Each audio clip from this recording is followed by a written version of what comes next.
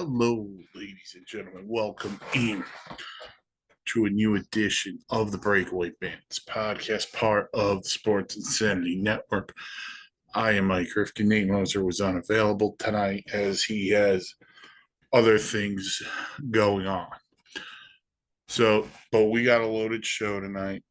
We're going to recap the Stanley Cup final, which just ended. Epic series. We'll get into that.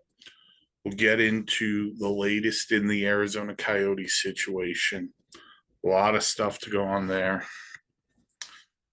We've had trade season start before free agency. We'll dive into a lot of the big trades and the next class of the Hockey Hall of Fame. We will dive into that as well.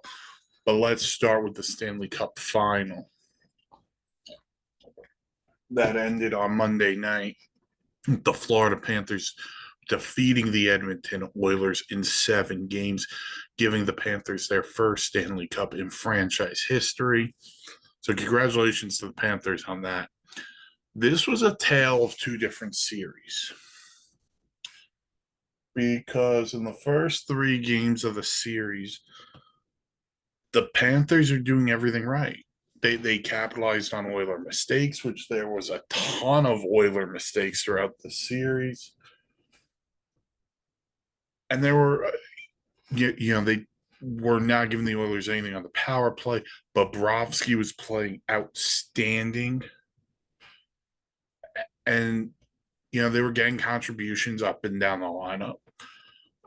And then the next 3 games, it was all about the Oilers. The Oilers, and in particular, 2 things. Oiler power play got really good, got going. And Connor McDavid said, I'm going to put you on my back, and we're going to get this thing. And McDavid was out of this world in games 4 and 5.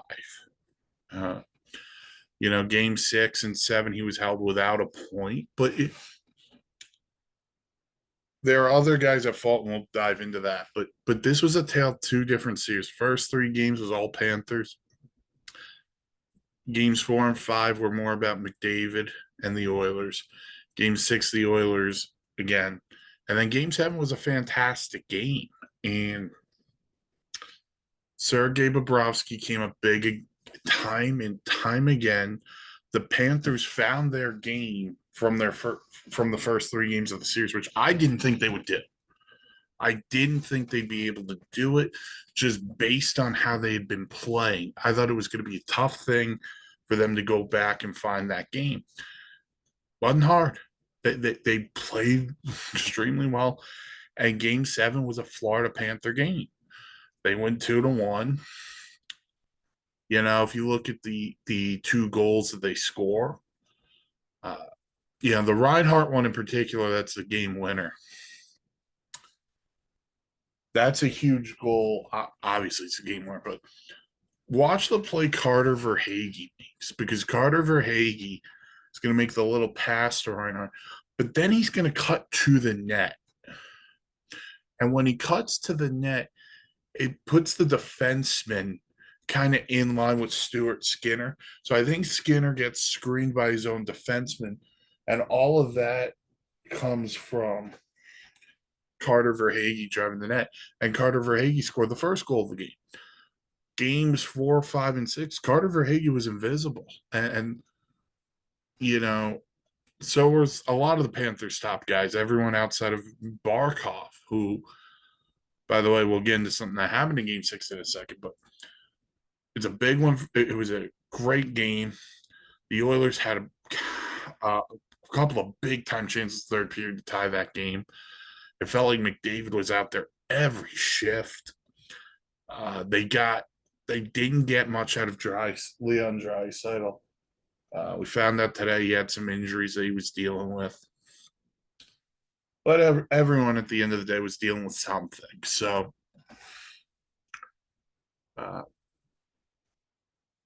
Game 7 was a classic. But I want to dive into the series as a whole, because I think the two things that really could have hurt the Panthers here. Their power play was so ineffective in this series. It was terrible. The Oiler PK was phenomenal all postseason long, but the Panthers were to the point late as the series went on. Not just that the power play wasn't generating for them, they were giving up shorthanded opportunities and they were winding up at the back of the net. And that was something like now your power play is double-edged sword because you're not converting, but you're giving up shorthanded goals here to the Edmonton Oilers. That's just it's not good. I thought if 5-on-5 Florida was the better team throughout the series. Game 4 is kind of the withstanding there because they just got walloped in game 4. But, Bobrovsky, he found his game in game 7. Skinner bounced back after the first 3 games. Still don't love Skinner going forward. That could just be me. I'm just not there. But this was a fun series. This was probably, you know what? Well, the Lightning Avs series was a ton of fun, but I think this was a better series. There were so many cool storylines that occurred. The Panthers could win their first cup. Connor McDavid. The Oilers haven't won in forever, So they're in a position now. So, as we dive into some of the bigger storylines, so the other thing that I wanted to dive into on the series on its head was there were people on social media talking about Connor McDavid winning the Conn Smythe, and because he was held pointless in game 6 and 7 of the Cup final, if he deserved it. And I just think that argument is terrible. I say for this reason and this reason only. Conn Smythe is for the playoff MVP. Who had a better playoff than Connor McDavid? Bobrovsky was good, but he wasn't that level. He had the Panthers swept, you can make the case. Or if the Panthers had won in 5, different story. This went 7, and it went 7 because of Connor McDavid. It didn't go 7 because Ryan Nugent Hopkins and Zach Hyman had phenomenal series. They were held in check. Connor McDavid showed why he's the best he's the best player in hockey. He was tying records or getting near records that had the name Gretzky. And when we're at that point, you deserve the Conn Smythe trophy. So it's going to be a very interesting offseason for both these teams going forward. Florida has a couple of really interesting decisions. Sam Reinhart's a UFA. Brandon Montour's a UFA. They're going to have to make some form of a decision there. Kyle Oposo's probably going to retire. I think he did announce that. And congrats to Paul Maurice, because Paul Maurice has been a big-time coach for a long time in this league, and he deserves this accolade as well. So shout out to him. But the Panthers are going to have to make a decision here. Montour, Reinhart. I think they got a couple of other UFAs they're going to have to look into. Edmonton's a little bit it's very interesting too. What's the status of Kenny Holland going forward? Chris Knobloch's going to get the coaching tag. They're going to remove the interim tag or whatever they called it. He's the coach going forward. But what else are they going to do? Are they going to get? I'd like to see them get a little deeper, because I felt like throughout the playoffs, yes, they got contributions from guys like Matthias Janmark and Warren Fogle, who is an unrestricted free agent as well. So they're going to have to figure that one. They might have to figure that one out. I've got concerns about their blue line, though, because Bouchard had a good playoffs offensively, defensively, he had some moments in the series where it was like not great. Darnell Nurse, I thought was dreadful throughout this series. He had his moments, but I didn't love his series. Cody Cece was a nightmare, even though he made that great pass to Mark on the goal in Game 7. I and they got a Draisaitl decision to make. Leon Draisaitl's up for an extension. Do they extend him? Do they consider trading him? What are they going to do there? I think I think they're going to extend him, but because I think if you trade Draisaitl, the problem I would have with trading Draisaitl is you have to get a big return, and I'm probably starting with the goalie, and I don't know what's out there. What goaltender can I go out and get for Leon Draisaitl as a part of a package deal? That's where I'm looking at. I think they re-up Draisaitl. I think that's a smart way, because if you listen to this podcast 2 off seasons ago when they extended our Ryan Nugent Hopkins, that was the guy I would have let walk. Not because Ryan Nugent Hopkins is a bad player, but you need to find some form of balance.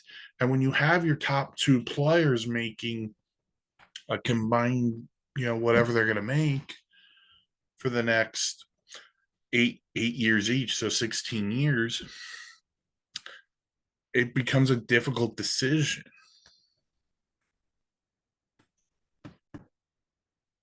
So if you have those guys play as well as they did, and they're both fantastic players, we know that. But I would have let Nugent. I would have moved on from Nugent Hopkins and gone from there. They didn't. They decided to sign him to a contract they thought he was worth. Decent playoffs, showed up a couple of times.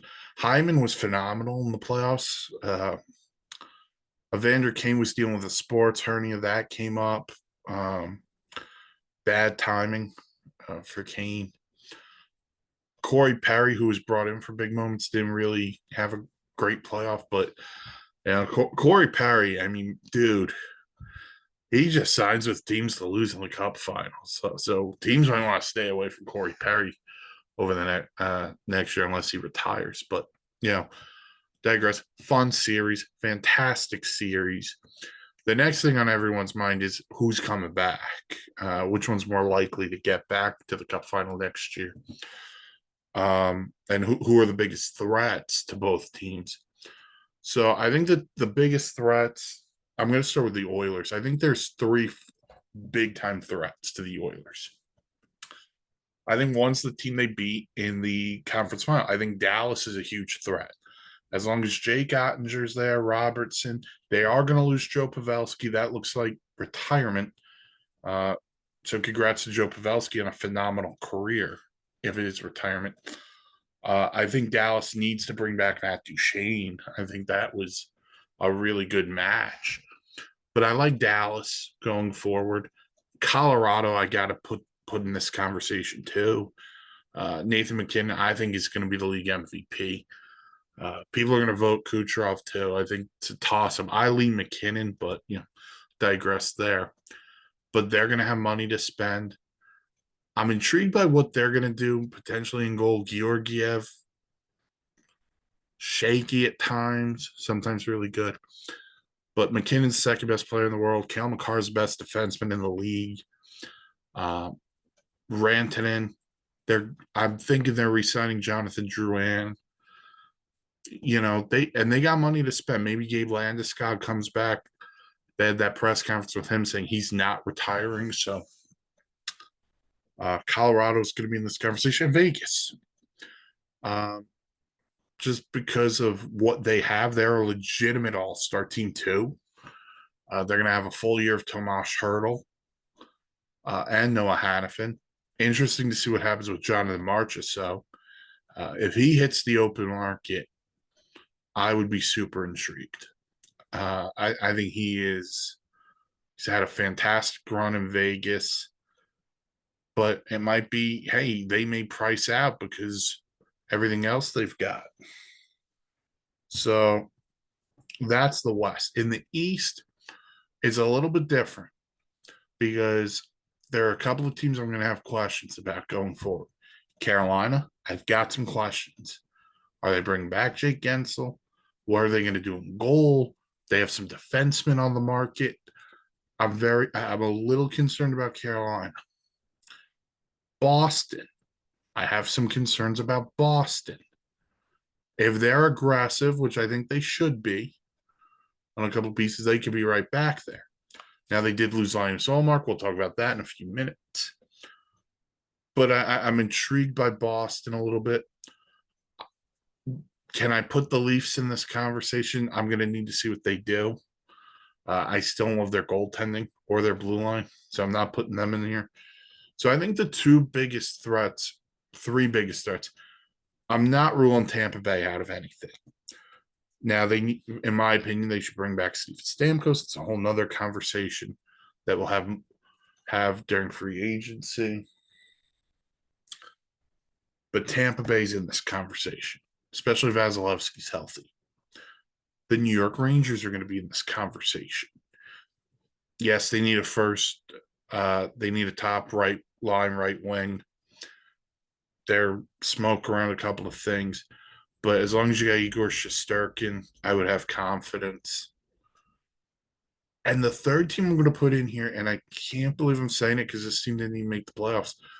I would have a little bit of fear of the New Jersey Devils. They just got their goaltender. Again, more on that in a few minutes. But they could put the puck in the net with anybody. And Sheldon Keefe is a pretty good coach. I do think he got a little bit of a raw deal at the end in Toronto, just because at no point was it ever the player's fault, and at no point was it ever Brendan Shanahan's fault. That's why I think he got a raw deal. But again, that's a conversation for another day. So I think right now, if I'm laying out the three biggest threats to Florida, it's Tampa, the Rangers, and the Devils. For the Oilers, it's the Golden Knights, Stars, and Avalanche. Any order you want. But this was a fantastic series. 7 games, tale of 2 different series. Connor McDavid was very much well worthy of being the Conn Smythe winner. And we move on. Okay. Trade season is upon us. So we have seen some moves occur, and we are getting ready for a fun free agent frenzy that'll be on July 1st. So we've seen some moves be made. I'm going to start with a waiver move, though. I'm going to start with the Rangers waiving Barclay Goodrow. Barclay Goodrow, I thought, was the Rangers' second best player in the playoffs. I thought in the series against the Panthers, in the series against the Panthers, I thought he was their second best player, not in the whole playoffs. He was probably in the top 5 of their best players in the playoffs if you want to make that kind of list. But the money was just for the term. When the Rangers got Barclay Goodrow, people complained about the contract. It was a tough contract. But at the same time, it was a tough contract for 2 reasons. One, the flat cap was really hurtful. That ends now. But 2, and more importantly, to pay a fourth-line centerman almost $4 million, that is very difficult for a lot of people to swallow. So you look at that and you go, okay, what's on the agenda? Who can seem to fill the void of Barclay Goodrow? They do have guys like Johnny Brodzinski, Matt Rempe has experience playing center. They can also find a cheap option to play fourth-line center. That feels like a thing that occurs every offseason. So, but Barclay Goodrow was great in the playoffs. He's a proven playoff performer. It was just a contract. And thankfully for the Rangers, the San Jose Sharks said, we'll claim him. He goes back to where he starts his career. It is what it is. So you'll see what happens next with the Rangers and Chris Drury, because I don't believe Chris Drury uh, is done. But on to some of the fun trades. So we're going to start with the one I just said the Devils found their goalie, and they get Jacob Markstrom from Calgary. That was discussed heavily at the trade deadline. It was the trade is Jacob Markstrom to the Devils in exchange for a 2025 first round pick, top 10 protected defenseman Kevin Ball, and the Flames are retaining 31% of Markstrom's money. I don't love this deal from Calgary's point of view because of this. Yes, you get a first round pick. It's top 10 protected.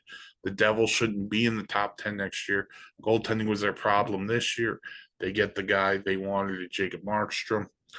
But from Calgary's perspective, Kevin Ball's not a game changer for me. The first round pick, who knows? And you're retaining 30%, 31% of Markstrom's money. For me, the guy I would have had my eye on if I'm Calgary. Now, this all, of course, depends on what they were looking for. Like, listen, they weren't going to get Simone Nemec or, Lukey's. What about Alexander Holtz? What about a guy who could help you put the puck in the back of the net? I think that would have opened some doors. Holtz could use a change of scenery. I thought that would be a guy. If I'm Calgary, you have to have some consideration of that. I guess they didn't don't love it from Calgary's point of view. Love it from the Devils' standpoint. Markstrom's a gamer. He's a good goaltender. A little bit older. I think he's 33 or 34 years old. But listen, the Devils are in win now. They got a great young core led by Jack Hughes. The next man up. So the Devils are probably going to have to work the blue line as well. But love the move for the Devils. For Calgary, I don't know what Calgary's trying here. Because is Calgary trying to be sorry, is Calgary retooling this thing? Are they tearing this whole thing down? Because if they're tearing the whole thing down, the next man up are Jonathan Huberdeau and Nazem Kadri. And both those guys make a ton of money. You're going to have to retain on those. What are they going to do this year with this offseason with Andrew Mangiapane, who's been out there as well? So they're going to have to figure this thing out. And look at the Pacific Division. Forget the Western Conference for a second. Look at the Pacific Division. They're not better than the Oilers. They're not going to be better than the Canucks. They're not going to be better than the Golden Knights. And they're not going to be better than the LA Kings. So right now, if you're a Calgary Flames fan, I think you have to ask yourself, what are we doing? What is the plan here? And then we can move forward. But someone has to explain to me, Craig Conroy has to explain to me what the plan is in Calgary. Because right now, I don't get it. I get that Dustin Wolf and David Riddick is going to be your goaltending tandem. I believe it's Riddick. At least Dustin Wolf will get a real opportunity this year. But they need to figure this thing out more quickly than I think other teams would have to, for two reasons. One, the success of the Oilers, which shouldn't dictate how things go in Calgary, but it's gonna to a degree.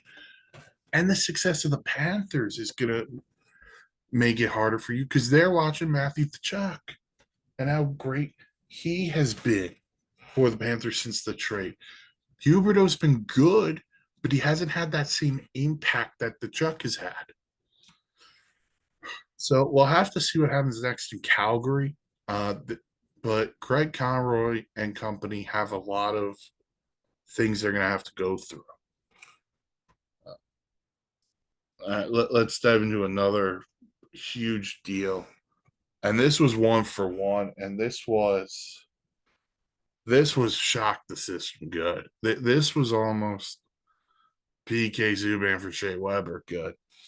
The LA Kings send center Pierre-Luc Dubois to the Washington Capitals in exchange for goaltender Darcy Kemper.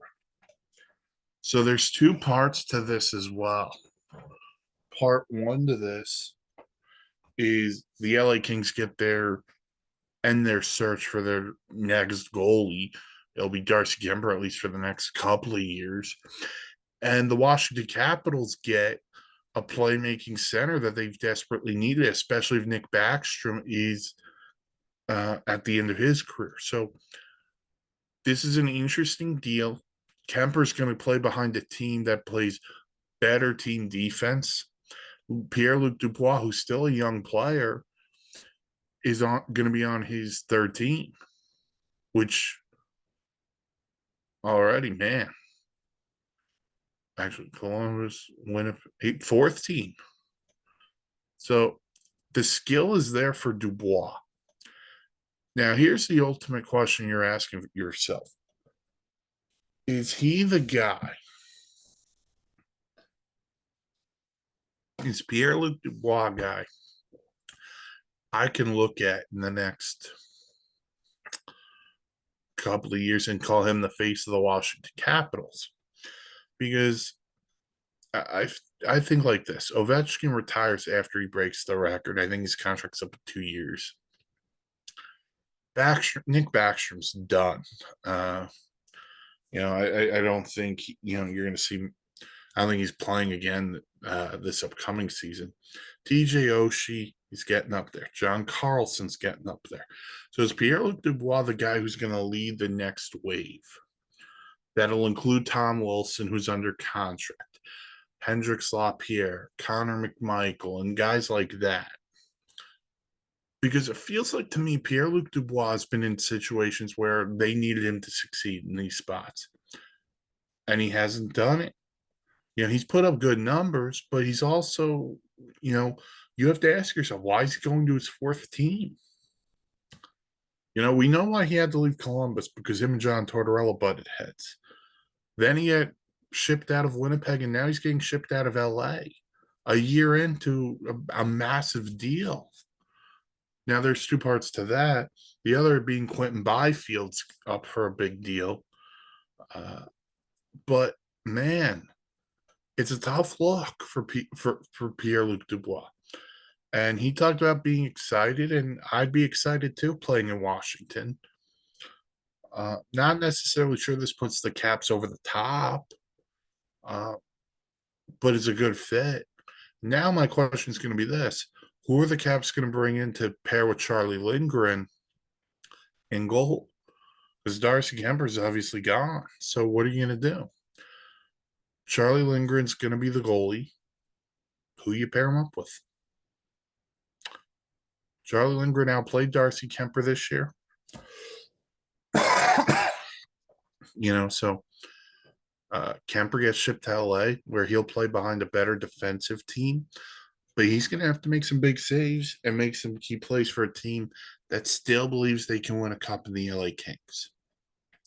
They've needed a goaltender since they dumped Jonathan Quick. They tried Cam Talbot this year. It didn't work. Now they get Kemper, who's got the experience of winning a cup. That'll help them. And their commitment to team defense will help. Now, the thing they'll have to avoid is the Edmonton Oilers in the first round. But the other thing they need another guy who could put the puck in the back of the net. That's what the LA Kings desperately, desperately need. See if they go get that guy over the summer. But this 1-for-1 trade, massive, both sides. All right. So then we had an inter-division trade on June 24th. The Boston Bruins sent goaltender Linus Ullmark to the Ottawa Senators in exchange for goaltender Joonas Korpisalo, center Mark Kastelik, and the 25th overall pick in Friday's draft. And the Senators also retain a quarter of Korpisalo's contract. The Bruins needed to dump Olmark for this reason. They have to sign Jeremy Swayman. And the Bruins have some other holes, so they need to dump some money. They dump Olmark. And they actually get a pretty good return. I actually like their return more than I like Calgary's return. Korpisalo is a capable backup goaltender. Kastelik's probably a bottom, a fourth line player, and he kind of feels like a Bruin. And a first round pick, and you're not retaining money on Olmark. And Ottawa's retaining a quarter of Olmark's of Korpisalo rather. So this is a great deal for the. Let me phrase that back. It's a good deal for the Bruins. They get out of. It's a good deal for Ottawa. They get their goalie that they've been searching for a long time. And it feels like this is the first move under the new guidance of Steve Staios and new ownership, and saying we believe in parts of this core. They're gonna have to do some other things. There's been the Jacob Chikrin rumors. See what happens there. Brady Tkachuk, I never thought he'd go anywhere. That's always been a pipe dream for me. But you'll have to wait and see. But this is a big summer for Ottawa, because Ottawa, we've always said Ottawa, we've put Ottawa in the same categories we've put Detroit and Buffalo. Well, Buffalo got really close to the playoffs last season. Detroit got really close to the playoffs this season. Buffalo kind of took a step back. Some of it had to do with injury. Some of it had to do with some, guys just not having the same years as they had last year, which, albeit, I like Ottawa's core when you're talking to Chuck and Stutzla, Shabbat, and the list goes on and on. They have so much talent that you wait for them to go, we're breaking through. They just haven't broken through. For their sake, you hope they do. But it's going to be tough. The Eastern Conference is going to be tough next year for a lot of teams. Boston, listen, the Bruins are a standard. They're a very good hockey team. They get a backup goaltender, so they don't have to hit the market for that. And a first-round pick. By the way, they can use that pick number 25, and they get to flip that to another team. So if they do that, then we're in the ballpark. So we'll have to see what happens there for both Boston, Ottawa. The other deal, I mean, this was just cap dump from Detroit. They jumped Jake Wallman and a second-round pick to San Jose for future considerations. That's a cap dump. So yeah, we went over the big trades there. I really liked what Ottawa did, and I like what the Devils did. Do I think either one is? Do I think either one's? I think they're both better than what they were. So they're gonna have to get some things done. But again, we'll see what happens through free agency. All right, we're gonna get a little bit negative here. And we got to talk about the situation with the Arizona Coyotes, because this thing gets weirder and weirder by the day. And it happens to be, so let me just find the original.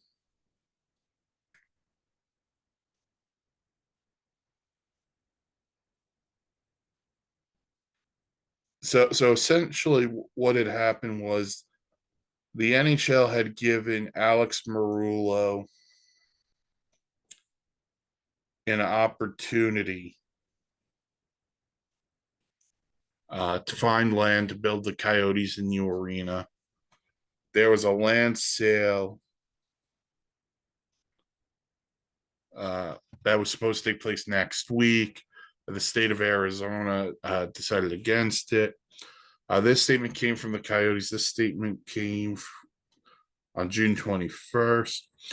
Today, after After over a year of planning and meeting every obligation required under Arizona law, the Arizona State Land Department unilaterally canceled the auction that was scheduled to occur on June 27th for the site that has been identified as the future home of the Arizona Coyotes. This unprecedented action by the state of Arizona seriously jeopardizes the future of the returning NHL hockey returning to the desert.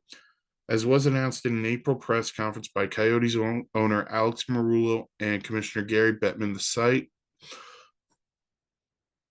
of North Scottsdale Road and the 101 was identified as the ideally suited to build a 110-acre mixed-use development anchored by a state-of-the-art arena to serve as the home of the Coyotes.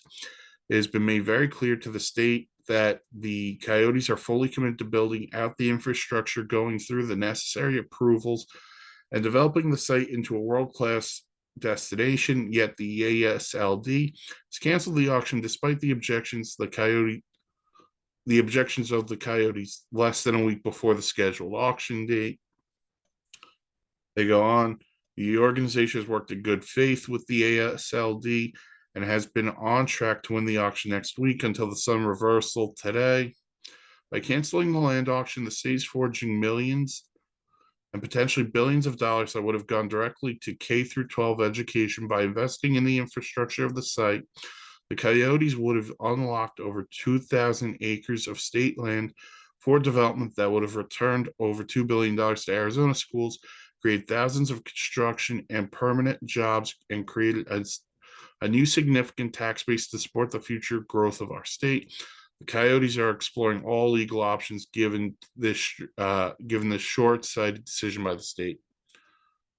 There were people within the state who then said this comes from Jack Keeney, who I believe they said is a staffer from one of the people in the state, said, "You morons have never worked in good faith. Nobody trusts you and nobody wants to work with you.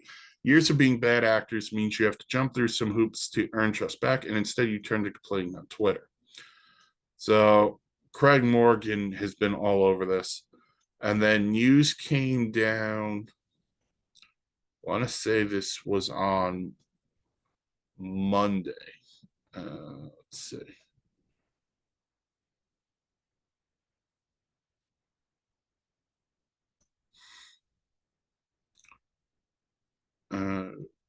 Yep. Alex Marullo is walking away from his ownership of the Coyotes. That was from Craig Morgan on Monday. The people who lose in this are the hockey fans of the state of Arizona. Now, there's a lot of blame I'm going to push around here. One is Alex Marullo, because I am with, hearing some interviews about him. He didn't really work with the state. He didn't want to forge relationships with people. And it was just bad. It's a bad situation. Now the people in Arizona, he was given a 5-year opportunity to restart the Coyotes as an expansion franchise if he could find the land. I don't think he ever wanted to find the land, personally. I think this was his way of trying to get out. If he didn't want to work with the state, he shouldn't have worked with the state. He should have sold then. Certain people just shouldn't be owners of a sports franchise. If you're not willing to work with others in a situation where, let's be frank here for a second, you have to. You have to work with others in that spot for this reason. You want the arena. You want to make the money. You have to work with the state government.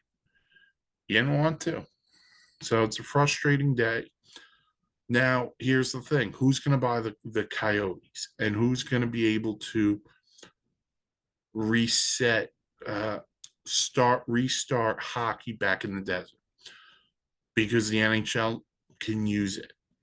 This league can use it. The fans of the Arizona Coyotes deserve this. So who's going to step up? Is it going to be Matasheba, the new owner of the Suns? Is it someone else who's going to step up? It's a tough situation. Alex Marullo is now gone. So that's a win for the people of Arizona. Now it's about finding that next person who can restore hockey in the desert. So hopefully they figure something out. Again, there's a 5-year window. And by the way, how bad are the people of Arizona going to feel if the Utah Hockey Club makes playoffs next year, saying that should have been us? We could be filling out an arena right now during the playoffs, but instead we have to watch this. So, Alex Marullo, for shame. To the state of Arizona, somebody figured this out. And Gary Bettman's not Gary Bettman's at fault here too, because Gary Bettman allowed this nonsense to keep going. And at some point he should have put his foot down. And he never did. And it was too late by the time he did, because now it's like, well, now we're going to go to Utah. Straight up. Gary Bettman never stepped in. That's got to be a part of this. Gary Bettman needed to step in sooner, and he didn't do it. That's another issue I have. Sorry. Gary Bettman, you are also at fault here. You want to talk about expanding the game and growing the game. People in Arizona would go to the games. And you decided not to help them. So it's a problem we're gonna have. So all right. Last thing on the docket, and then we will be done for the evening. The 2024 Hockey Hall of Fame class was announced, and it is a star-studded class. We got Pavel Datsyuk, Jeremy Roenick, Shea Weber, Natalie Darwitz, Chrissy Wendell-Pohl, Colin Campbell, and Dave Poyle. I have statistics. Pavel Datsyuk, 2-time Cup winner, 3-time Selke winner, 4-time Lady Byng, 918 points in 953 games, 113 playoff points. To me, Pavel Datsyuk, after the Steve Yzerman years of the Detroit Red Wings, Pavel Datsyuk became the guy. And yeah, Nicky Lidstrom was the captain, but Pavel Datsyuk was the man. And great hands, awesome defensive player, but him and Patrick Kane were the two guys in the shootout. You just marveled. And you still marvel at Kane, but him and Datsyuk, I mean, they were just so good. Datsyuk, Zetterberg. Zetterberg was up for the Hall of Fame too. He should, I think, get in as well. Datsyuk didn't get to 1,000 points, but everything else was great player. Just a great player. Fun to watch. Everyone could complain about Detroit being that team. They're always on TV and they were always getting the national spotlight. I didn't care. I loved watching Pavel Datsyuk. I loved watching him. He was a fun player to watch. Shea Weber, 589 points, over 1,000 games played, 2-time gold medalist, won a World Juniors. Shea Weber was a good defenseman, powerful shot, physical, was captain of the Predators for a long time, went to Montreal, helped lead Montreal back to a Stanley Cup final appearance during 2021, so the COVID year.